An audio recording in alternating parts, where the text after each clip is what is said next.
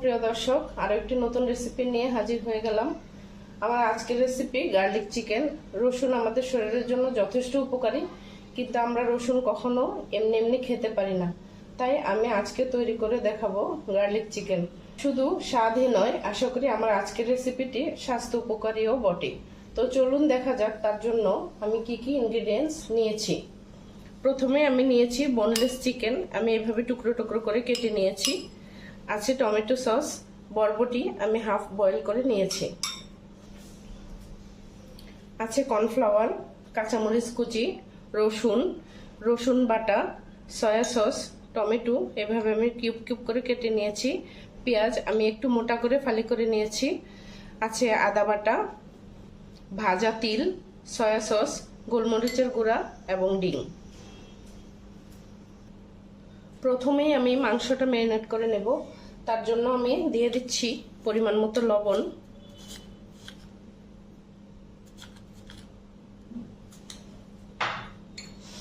দিয়ে দিচ্ছি 3 চা চামচ সয়া সস,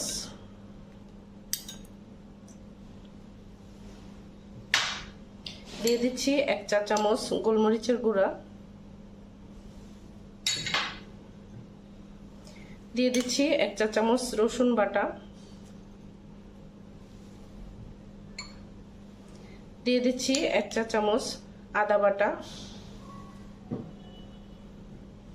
দিয়ে দিচ্ছি 1 টেবিল চামচ পরিমাণে কর্নফ্লাওয়ার এবং একটি ডিম।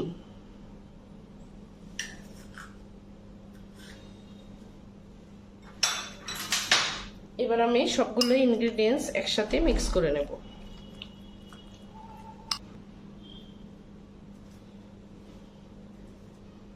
আমার মাংসটা ম্যারিনেট করা হয়ে গেছে। এবার আমি মাংসটা 10 মিনিট রেস্টে রেখে দেব। এবার আমি একটা মিক্স সস তৈরি করব। এখানে 2 টেবিল চামচ মতো টমেটো সস আছে, দিয়ে দিচ্ছি 1 টেবিল চামচ চিলি সস, দিয়ে দিচ্ছি 1 টেবিল চামচ সয়া সস, হাফ চা চামচ গোলমরিচের গুঁড়া। এবার আমি সসটা ভালোভাবে মিক্স করে নেব। আমার সসটা তৈরি করা হয়ে গেছে।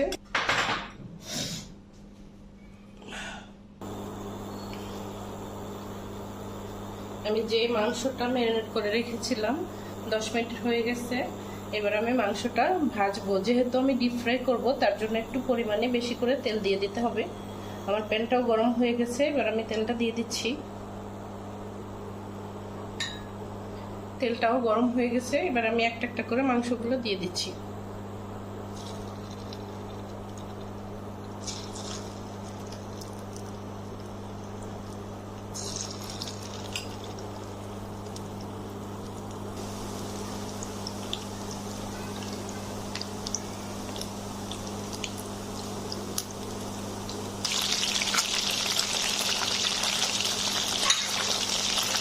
মাংসগুলো এক পাশ ভাজা হয়ে গেছে। এবার আমি উল্টে দিচ্ছি।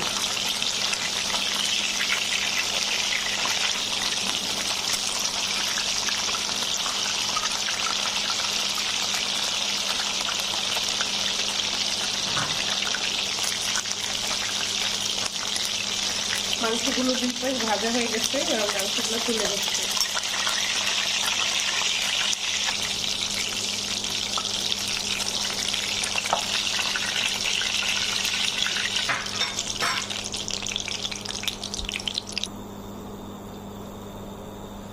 চলে আসলাম মূল রান্নায়। এবার আমি পরিমাণ মতো তেল দিয়ে দিচ্ছি। প্যানটাও আমার গরম হয়ে গেছে। এবার আমি দিয়ে দেব রসুনগুলা।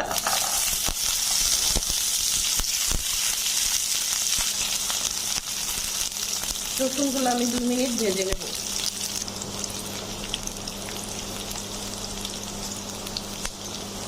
রসুনগুলো ভাজা হয়ে গেছে। এবার আমি দিয়ে দিচ্ছি পেঁয়াজগুলো।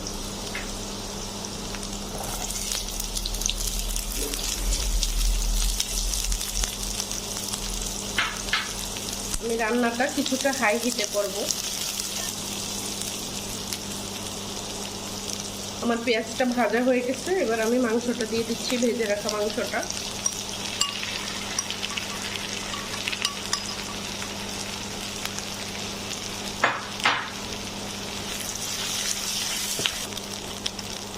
দিয়ে দিচ্ছি কাঁচামরিচ কুচি, এখানে 2 চা চামচ পরিমাণে কাঁচামরিচ কুচি আছে।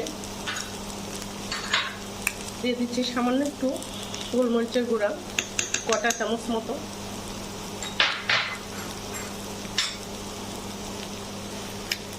দিয়ে দিচ্ছি বরবটিগুলো।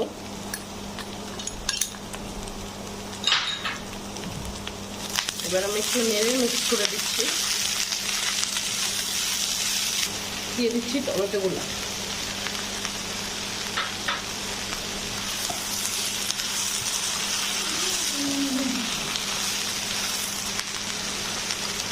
ফাইনালি আমি দিয়ে দিচ্ছি মিক্স সসটা।